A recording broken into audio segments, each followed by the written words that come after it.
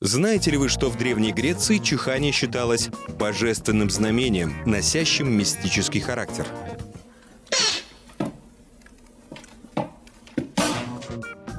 В 401 году до нашей эры полководец Ксенофонт выступал перед афинянами с речью о необходимости идти войной на персов. Когда речь достигла кульминации, Ксенофонт нечаянно чихнул. Солдаты решили, что боги тем самым выражают солидарность с мнением полководца. Дружно подхватили его призыв и стали собираться в поход.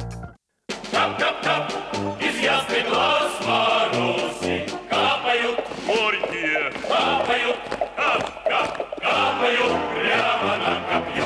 Рекорд по чиханию поставила Донна Гриффитс из Великобритании. 12-летняя англичанка чихала с 13 января 1981 года по 16 сентября 1983.